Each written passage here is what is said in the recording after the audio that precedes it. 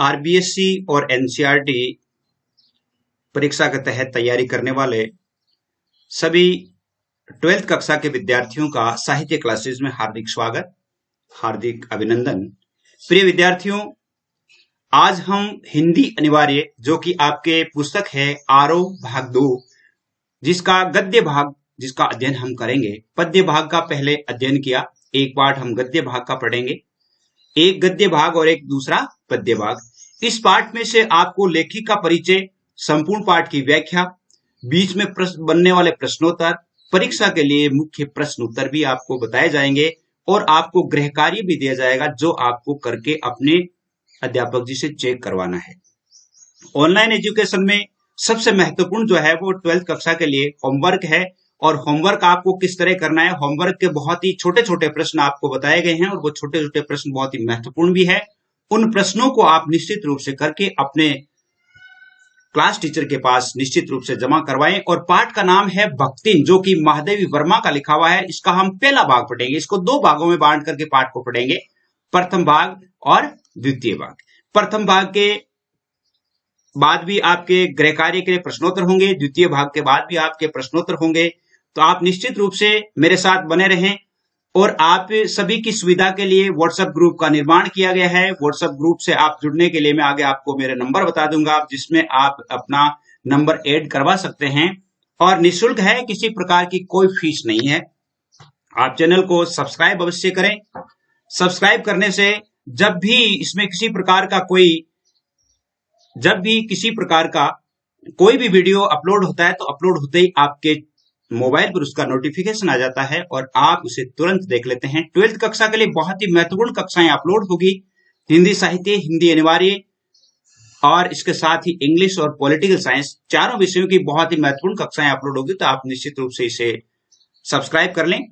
तो अपन चलते हैं इस पाठ की तरफ कि भक्तिन क्या है। महादेवी वर्मा द्वारा लिखा हुआ एक पाठ है।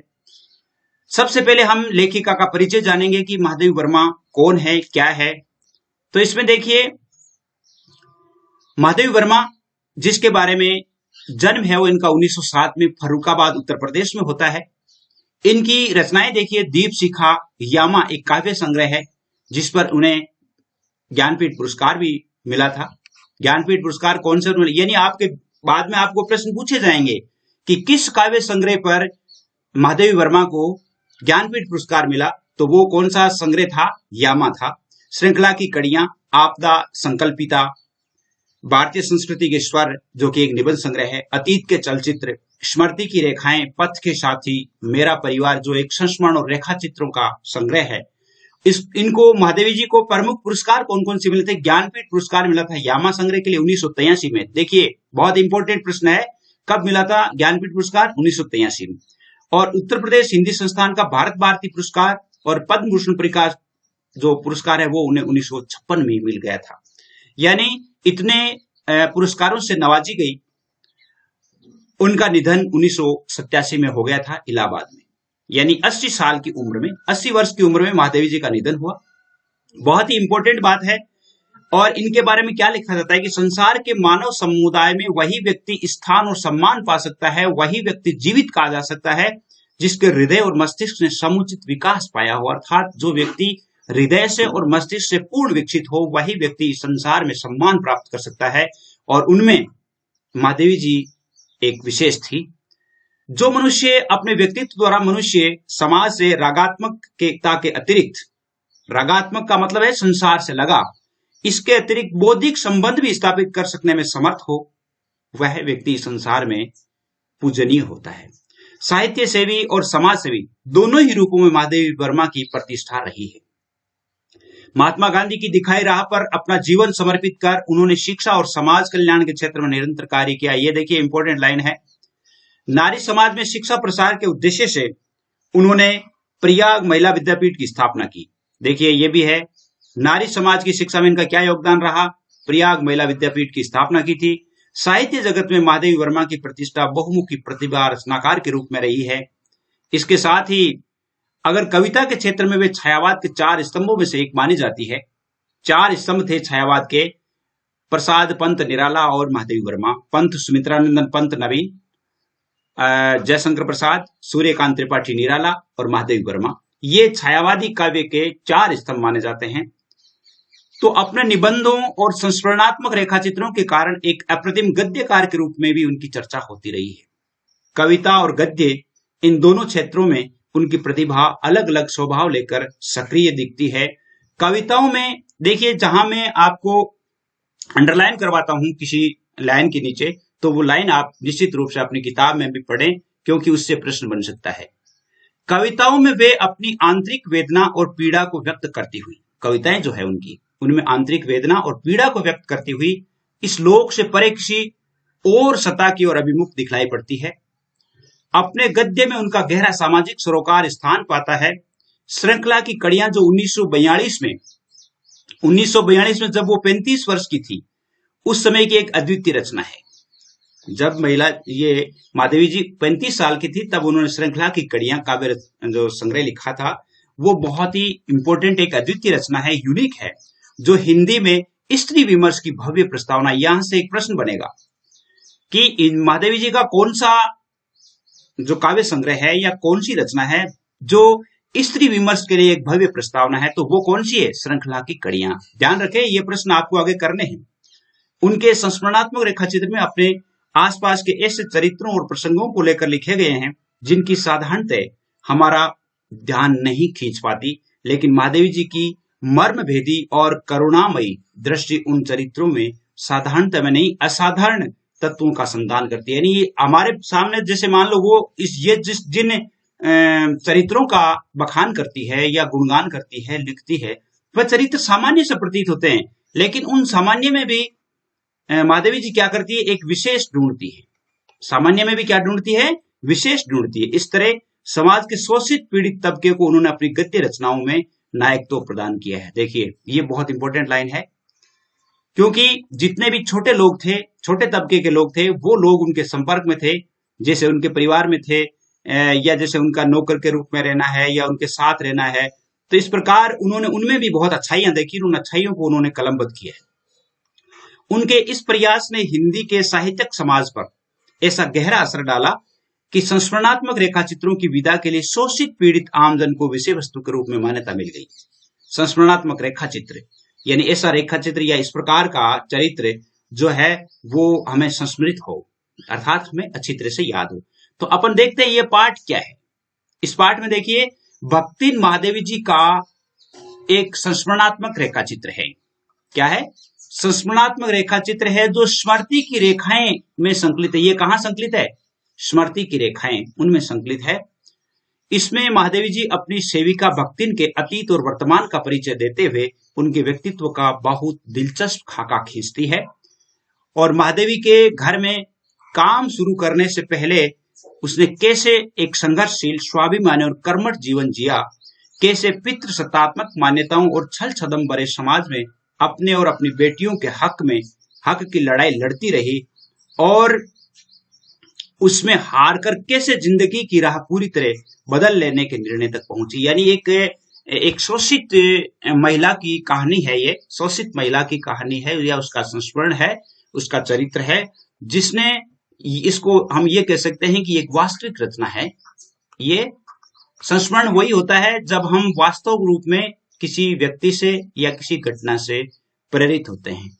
और ये भक्तिन जो है, ये भी इनके घर में रहने वाली एक नौकरानी थी, सेविका थी, जिसने अपने जीवन में जो संघर्ष किया, उसके जीवन में जो विभिन्नताएं आई, विषमताएं आई, उन विषमताओं को लिखने का प्रयास बहुत ही अच्छी तरह से किया है। इसका अत्यंत संवेदनशील चित्रण इस पाठ में हुआ है। इसके साथ ही भक्तिन महादेवी जी के जीवन में आकर छा जाने वाली एक ऐसी परिस्थिति के रूप में दिखलाई पड़ती है, जिसके कारण लेखिका के व्यक्तित्व के कई अनछुए प्रच्छन्न आयाम उद्घाटित होते चलते हैं। इसी कारण अपने व्यक्तित्व का जरूरी अंश मानकर वे भक्तिन को खोना नहीं चाहती। वो ये देखती है कि ये मेरे व्यक्तित्व का एक जरूरी अंश है, आवश्यक अंश है। और संपूर्ण पाठ को परिस्थितिवश अक्खड़ बनी रही, पर महादेवी के प्रति एक अनमोल आत्मीयता से भरी भक्तिन के बहाने स्त्री अस्मिता के संघर्षपूर्ण आवाज के रूप में इसे पढ़ा जाना चाहिए। स्त्री की अस्मिता, स्त्री की जो इज्जत है और उसको संघर्षपूर्ण जीवन में उसने कैसे जिया था भक्तिन ने, उसके बारे में पढ़ेंगे। अब इसका मूल पाठ पढ़ते हैं। ये यहां से इसका मूल पाठ है। देखिए मूल पाठ इसको यानी प्रथम भाग ही पढ़ेंगे अपन, थोड़ी सी देर के लिए और पढ़ेंगे। अब कैसी थी भक्तिन? सबसे पहले छोटे कद, दुबले शरीर वाली भक्तिन अपने पतले होठों के कोनों में दृढ़ संकल्प और छोटी आंखों में एक विचित्र समझदारी लेकर जिस दिन पहले पहल मेरे पास आ उपस्थित हुई थी, तब से आज तक एक युग का समय बीत चुका है, यानी लगभग 12 साल हो गए हैं। लगभग कितने साल हो गए हैं? 12 साल हो गए हैं। पर जब कोई जिज्ञासु उससे इस संबंध में प्रश्न कर बैठता है, तब वे पलकों को आधी पुतलियों तक गिराकर चिंतन की मुद्रा में ठोडी को कुछ ऊपर उठाकर और विश्वास भरे कंठ से उत्तर देती है, कहती है कि तुम पचे का बताई, यानी यह 50 बारिश से संग्रहती है। यानी उसने वो जब उसे पूछते हैं कि आप महादेवी जी के साथ कितने वर्षों से रह रही है, तब वो कहते हैं कि हम तो 50 वर्षों से रह रही है।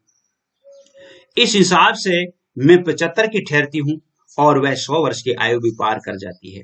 लेकिन इसका भक्तिन को पता नहीं, क्योंकि वो अनपढ़ महिला है और वो कहती है कि जैसे 10-12 साल हो गए, तो वो कहती है मैं तो 50 वर्षों से इनके साथ हूं। पता हो भी तो संभव तो वे मेरे साथ बीते हुए समय में रत्ती भर भी कम नहीं करना चाहे। मुझे तो विश्वास होता जा रहा है कि कुछ वर्ष और बीत जाने पर मेरे साथ रहने के समय को खींचकर 100 वर्ष तक पहुंचा देगी। यानी महादेवी जी कहती है कि जब थोड़े दिनों बाद में कोई पूछेंगे कि आपको कितने साल हो गए महादेवी जी के साथ रहते हुए, तब वो कहेगी मैं तो 100 वर्षों से रह रही हूँ। चाहे उसके हिसाब से मुझे 150 वर्ष की असंभव आयु का भार ही क्यों न ढोना पड़े। यदि कि अगर वो 100 वर्ष की कहती है, तो मुझे ये लोगों को लगेगा इसका मतलब महादेवी जी 150 साल की हो गई। सेवक धर्म में हनुमान जी से स्पर्धा करने वाली भक्तिन किसी अंजना की पुत्री नहीं होकर के एक अनाम धन्या गोपालक की कन्या है। यानी एक गाय पालने वाले, यूं कह सकते हैं किसान की एक कन्या थी।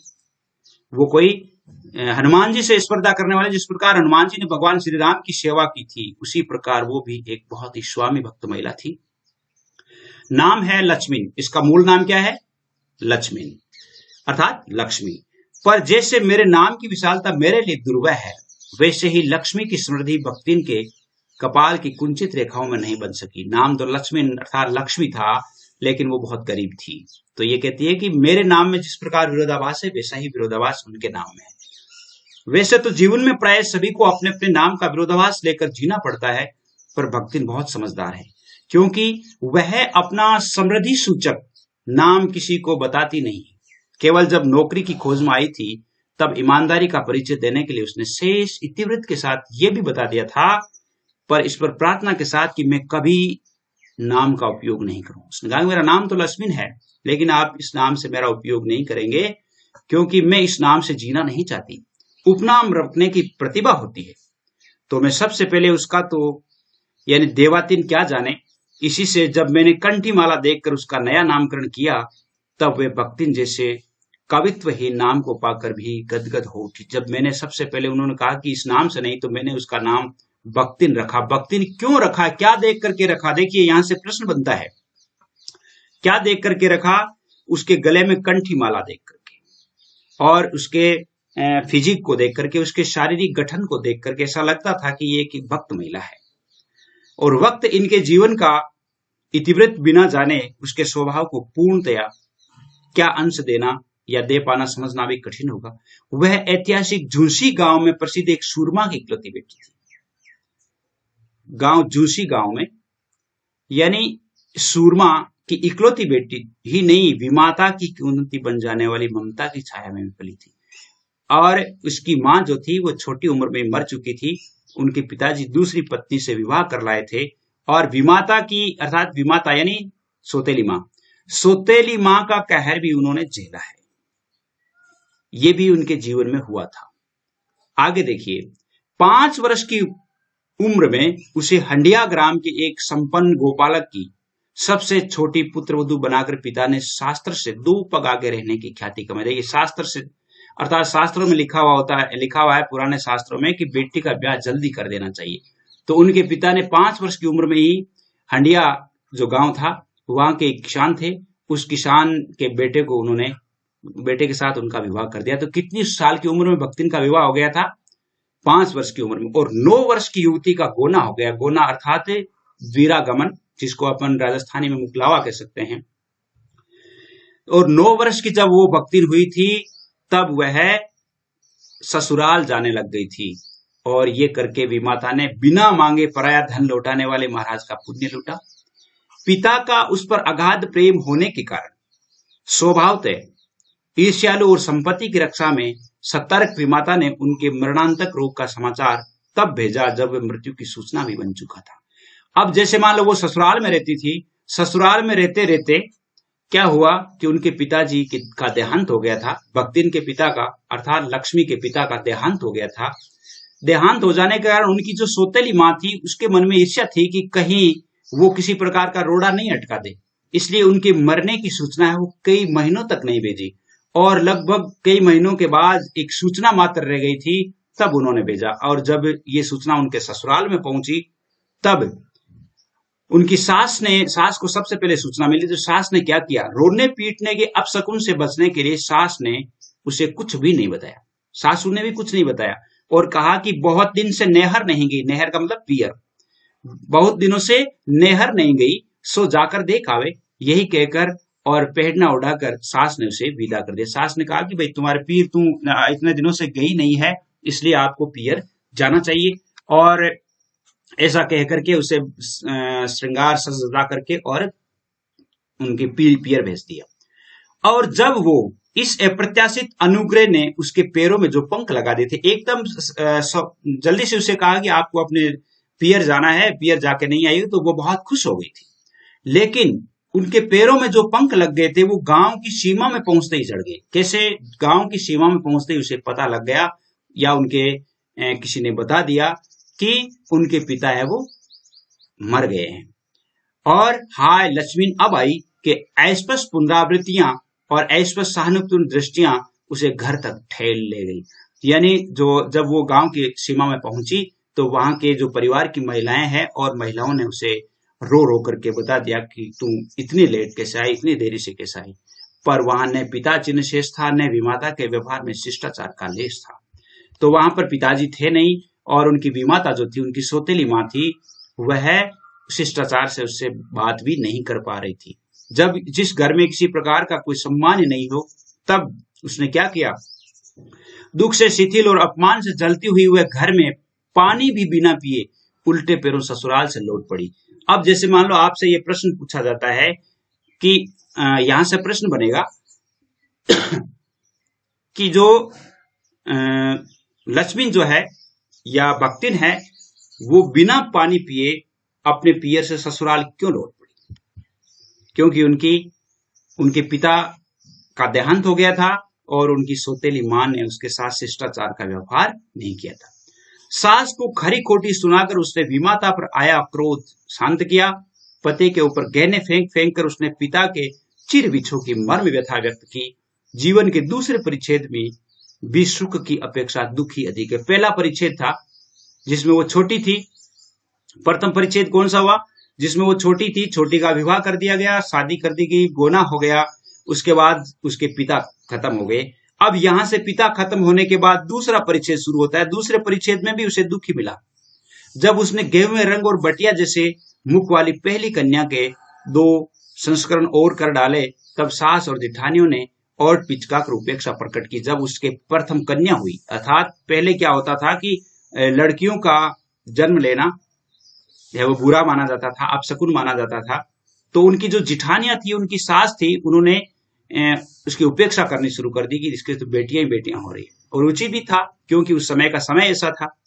क्योंकि सास 3 कमाऊ वीरों की विधात्री बनकर मचिया के ऊपर विराजमान पुरखिन के पद पर अभिषिक्त हो चुकी थी। उनकी जो सास थी, उनके 3 बेटे थे। 3 बेटे होने के कारण वो बहुत खुश थी और खुश होकर के हमेशा खाट पर बैठी रहती थी और एक पुरखिन यानी एक बड़ी सम्मानित बुजुर्ग महिला के रूप में पूजी जाती थी। दोनों जिठानियां काक बसुंडी जैसे काले लालों की क्रमबद्ध सृष्टि करके इस पद के लिए उम्मीदवार थी। अब उनकी 2 जिठानियां थी, दोनों जिठानियों के भी पहले 2 लड़के हो गए थे। तो इसका मतलब है कि वो भी अपनी सास के चरण चिन्हों पर चल रही थी। लेकिन छोटी बहू के लीक छोड़कर चलने के कारण उसे दंड मिलना आवश्यक हो गया। छोटी बहू का लीक छोड़कर चलने का मतलब क्या है कि दोनों जो जिठानियां थी, दोनों जिठानियों के तो लड़के हुए थे, लेकिन इसके लड़की हो गई थी। तो इसका मतलब लीक छोड़कर चलने का अर्थ है कि यहाँ पर उनकी जो जिठानियों के जिस प्रकार बच्चे हुए थे उसके स्थान पर इनकी बच्चियां हो गई। तो इन्होंने कहा कि इन्होंने लीक छोड़कर चली है, अर्थात इनके बेटे नहीं हुए हैं। आगे देखिए क्या होता है।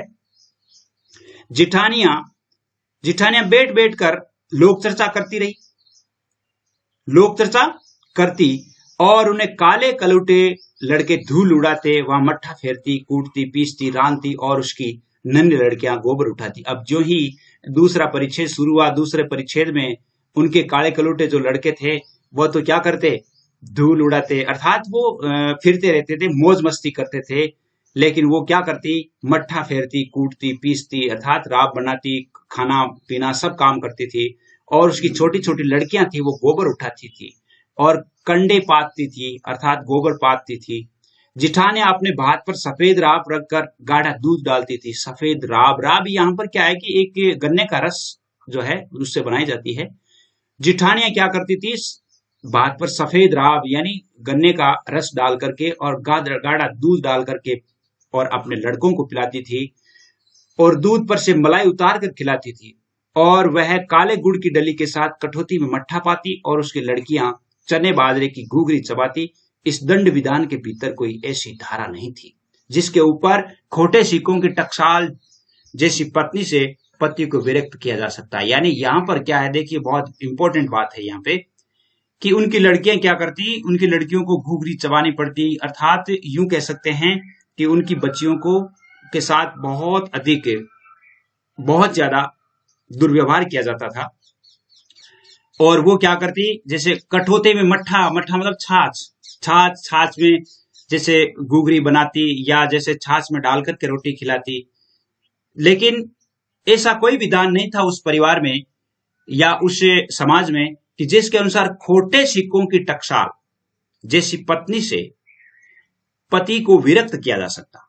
अर्थात उस समय तलाक लेने का भी कोई विधान नहीं था। लड़की तो तलाक का ले ही नहीं सकती थी। सारी चुगली चबाई की परिणति उसके पत्नी प्रेम को बढ़ाकर ही होती थी। जिठानियां बात बात पर दमादम पीटी और कूटी जाती, पर उसके पति ने उसे कभी उंगली भी नहीं छुआई, अर्थात उसके पति ने उसे कभी नहीं पीटा। उनकी जो जिठानियां थी वो उनसे बहुत लड़ती थी। वह बड़े बाप की बड़ी बात वाली बेटी को पहचानता था। इसके अतिरिक्त परिश्रमी, तेजस्विनी और पति के प्रति रोम रोम में सच्ची पत्नी को वह चाहता भी बहुत रहा होगा, क्योंकि उसके प्रेम के बल पर ही पत्नी ने अलगोजा करके सबको अंगूठा दिखा दिया था, अर्थात अलग होकर के। और उसने क्या किया था, सबको अंगूठा दिखा दिया था, यानी अपने पति के प्रेम पर ही उन्होंने ये सब कुछ किया था। पति उनसे बहुत प्रेम करते थे, काम वही करती थी, इसलिए गाय भैंस, खेत खलियान, अमराई के पेड़ आदि के संबंध उसे पूरा ज्ञान हो गया था। क्योंकि जो काम करता है उसे ही अनुभव होता है, तो खेत का, भैंस का, खेत खलियान का, सारी चीजों का ज्ञान उन्हें हो गया था।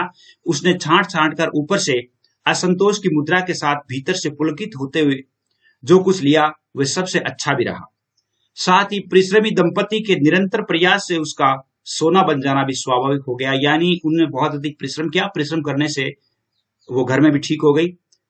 धूमधाम से बड़ी लड़की का विवाह करने के उपरांत पति ने घरौंदे से खेलती हुई 2 कन्याओं और कच्ची गृहस्थी का भार 29 वर्ष की पत्नी पर छोड़कर संसार से विदा ले ली। यानी जब भक्तिन या जिसको लक्ष्मी कहते हैं, उनकी जब 29 साल की थी तब उनके पति का देहांत हो गया था। पति चल बसे थे और 29 साल की उम्र में उन्होंने अपनी छोटी लड़की का विवाह कर दिया था, यानी छोटी छोटी बच्चियों का विवाह उन्होंने कर दिया था। जब उनके पति का देहांत हुआ तब उनकी अवस्था 36 वर्ष थी। कितनी थी? देखिए आपसे ये जो मल्टीपल चॉइस वाले क्वेश्चन होते हैं उनमें पूछा जा सकता है कि जब उनके पति मरे थे उनकी आयु क्या थी? 36 वर्ष थी, और कुछ अधिक रही होगी। पर पत्नी आज उसे बूढ़ो कहकर स्मरण करती है। क्यों करती है? यहां से प्रश्न बनता है कि भक्तिन है वो अपने पति को आज बूढ़ो कहकर, बूढ़ो मतलब बूढ़ा या बुजुर्ग, बूढ़ो कहकर क्यों स्मरण करती है, क्यों याद करती है? भक्तिन सोचती है कि जब वह बूढ़ी हो गई तब क्या परमात्मा के यहाँ वे भी बूढ़े नहीं हो गए, अर्थात वो भी परमात्मा के वहां है तो वो भी बूढ़े हो गए। इसलिए उन्हें बूढ़ो उन्हें कहना उनका घोर अपमान है, यानी उनको बूढ़ो कहना ही चाहिए। वो अपने पति को बूढ़ो इसलिए कहती थी। हाँ, तो बख्तिन के हरे भरे खेत, मोटी ताजी गाय भैंस और फलों से लदे पड़े पेड़ को देख करके जेठ जिठोतों के मुंह में पानी भर आना स्वाभाविक था, क्योंकि वो बहुत अच्छी कमाई कर रही थी, बहुत अच्छी चल रही थी। तो चलने से क्या हुआ कि उनके जो परिवार के जितने भी लोग थे उन लोगों को बहुत बुरा लगा। और इन सब की प्राप्ति तो तभी संभव थी जब भैया दूसरा घर कर लेती, अर्थात जब भौजाई है वो दूसरा घर कर लेती, तो उनकी जितनी भी संपत्ति थी तो वो सारी की सारी उन जेठ जिठानियों को मिल जाती, जिठोतों को मिल जाती। जिठोत मतलब जेठ का बेटा। पर जन्म से खोटी बख्तिन इनके चकमे में नहीं आई, लेकिन बख्तिन जो है वो अपने पति को प्रेम करने वाली और चाहने वाली, और अपने जैसे दो कन्याएं थी उन कन्याओं को चाहने वाली, उसने ऐसा कभी नहीं किया। उसने क्रोध से पांव पटक पटक कर आंगन को कंपायमान करते हुए कहा कि हम कुकरी बिलारी ना होए, हमार मन पुसाई तो हम दूसरा के जाब नाही। तपचार पचे की छाती पे हो रहा हो पूजब और राज करा समझे रहो। अर्थात ये भोजपुरी में कहती है कि मैं कोई कुत्ती बिल्ली नहीं हूं जो आप जहां कहो मैं वहां चली जाऊंगी, अर्थात मैं तो जब तक जीऊंगी आपके आपकी छाती पर ही ये होला मतलब भूनूंगी, यानी अपनी ये कह सकते हैं कि मैं जब तक रहूंगी तब तक मैं यही रहूंगी। उसने ससुर, अजिया ससुर मतलब दादेर ससुर, और जाने की पीढ़ियों के ससुर गुणों को उपार्जित जगह जमीन में से सुई की नोक बराबर भी देने की उदारता नहीं दिखाई। इसके अतिरिक्त गुरु से कान फुकवा, कंठी बांध और पति के नाम पर घी से चिकने केसों को समर्पित कर अपने कभी न टलने की घोषणा कर दी। और उसने कान फुकवा लिए, कंठी बांध ली, कहने का अर्थ है कि वो एक तरह से भक्तमती बन गई थी, एक भक्ति करने वाली औरत के रूप में उसने अपना रूप धारण कर लिया था। और उसने सोचा कि मेरा जो शेष जीवन है वो मैं एक भक्ति करके बिताऊंगी। भविष्य से भी संपत्ति की सुरक्षा रखने के लिए उसने छोटी लड़कियों के हाथ पीले कर उन्हें ससुराल पहुंचा दिया। छोटी बच्चियों के उन्होंने क्या किया, विवाह कर दिया उनका। और पति के चुने हुए बड़े दामाद को घर जवाई बनाकर रखा। पति जो जब उनके पति थे तो उन्होंने कहा था कि अपने बड़े दामाद को, बड़े जवाई को अपने घर में रख लेना, ताकि क्या है कि अपना घर भी अच्छी तरह से चल जाए। तो उन्होंने बड़े दामाद जो थे उनको घर जवाई बना करके रख लिया। यहां से उनका तीसरा परिच्छेद आरंभ होता है। दो परिच्छेद समाप्त हो गए। प्रथम परिच्छेद में उनका विवाह होता है, वहां दुख होता है। दूसरे परिच्छेद में उनका पति भी चल बसते हैं, लड़कियों का विवाह होता है। अब तीसरा परिच्छेद कहां शुरू होता है, जब वो जवाई जो है वो दामाद बन करके आता है। और बख्तिन का दुर्भाग्य भी उससे कम हटी नहीं था, उसका जो दुर्भाग्य था और भी ज्यादा था। इसी से किशोरी से युवती होते ही बड़ी लड़की भी विधवा हो गई। उनकी बड़ी लड़की का जो पति था वो भी चल बसा, और भैया से पार न पा सकने वाले जेठों और काकी को परास्त करने के लिए कटिबद्ध जिठोतों ने आशा की एक किरण दिखाई दी। अब उनके जो जिठोत थे, मतलब उनके जो जेठुते थे, उनको और उनकी जो जिठानियां थी, उन लोगों को अब लगा कि हाँ अब ये क्या करेगी। उनके बेटे का पति है वो भी चल बसा है, तो अब ये क्या करेगी।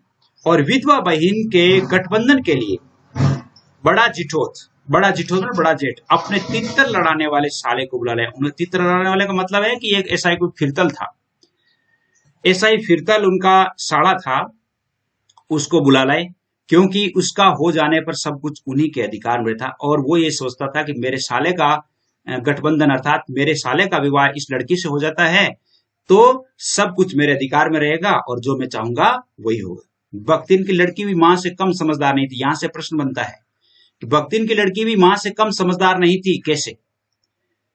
कैसे समझदार नहीं थी? क्योंकि उसे भी पता था कि मेरे जो ताऊ के भाई हैं, बेटे हैं, भाई हैं, वो मेरे साथ क्या करना चाहते हैं, उनकी चालाकी को समझती थी। इसलिए उसने क्या किया, उस वर को नापसंद कर दिया कि मैं उस तितर लड़ाने वाले आपके साले के साथ विवाह नहीं करूंगी। बाहर के बेनोई का आना चचेरे भाइयों के लिए सुविधाजनक नहीं था। अतः यहाँ प्रस्ताव जहां का तहां रह गया, अर्थात उन लोगों का प्रस्ताव है जहां का तहां रह गया। अपन प्रथम भाग में तो यहीं तक पढ़ेंगे। अब अपन होमवर्क देख लेते हैं, इसमें से होमवर्क आपके कौन कौन सा बनता है। देखिए, पहली बात, महादेव वर्मा का जन्म कब हुआ? आप जानते हैं, आपको ही देख करके बताना है। महादेव वर्मा को ज्ञानपीठ पुरस्कार कब और किस रचना के लिए दिया गया? छायावादी कविता के 4 स्तंभों के नाम बताने हैं। महादेव वर्मा की किस रचना को स्त्री विमर्श की भव्य प्रस्तावना कहा गया? बहुत ही इंपॉर्टेंट प्रश्न है। बख्तिन पाठ महादेव जी की किस रचना संग्रह में संकलित है? बख्तिन का वास्तविक नाम क्या था? महादेवी जी ने लक्ष्मण का नाम बख्तिन किस आधार पर रखा? और अगले प्रश्न है आपके, बख्तिन का विवाह कितने वर्ष की उम्र में कर दिया गया था? बख्तिन की विमाता ने उनके पिता की मृत्यु के समाचार देर से क्यों भेजे? क्या कारण था? बख्तिन ने के नेहर जाने की खुशी में लगे पंख गांव की सीमा में पहुंचते ही क्यों झड़ गए? क्योंकि उनके पिता की मृत्यु का पता चल गया था। बख्तिन को कौन सी लीक छोड़कर चलने के कारण ससुराल वालों ने उपेक्षित किया? कौन सी लीक छोड़ दी थी? अभी अपन ने पढ़ा था। 12वां प्रश्न है आपके, बख्तिन को जीवन के दूसरे परिच्छेद में भी दुख ही प्राप्त हुआ। कैसे? दूसरे परिच्छेद में क्या दुख प्राप्त हुआ? थोड़ा बड़ा प्रश्न है। सास और जेठानियों ने बख्तिन के साथ किस प्रकार का दुर्व्यवहार किया? सास और जेठानियां उसके साथ कैसा दुर्व्यवहार करती थी? उनकी लड़कियां क्या करती थी उन लड़कियों के साथ, यानी उसे खाने पीने के लिए कैसा मिलता था, वो सब कुछ बताना है। बख्तिन अपने पति को बूढ़ो कहकर स्मरण क्यों करती थी? ये भी अभी पढ़ा है थोड़ी देर पहले। बख्तिन की लड़की भी मां से कम समझदार नहीं थी। कैसे? समझाइए, ये समझाना है। तो ये तो थे प्रश्न। अब आप जैसे जो ऐड होना चाहते हैं तो उनके लिए 9610208295 इन पर आप ऐड हो सकते हैं। व्हाट्सएप ग्रुप आपके बने हुए हैं और इस व्हाट्सएप ग्रुप से आप ऐड हो जाएं, ताकि जब भी कोई वीडियो आता है तो वीडियो आपके मोबाइल पर नोटिफिकेशन आ जाए। कक्षा 9, 10, 11, 12 यानी सभी के लिए। तो उम्मीद करता हूं ये प्रथम भाग आपके समझ में आ गया होगा और आप इस कार्य को निश्चित रूप से करेंगे। आज के लिए बस इतना ही। जय हिंद, जय भारत।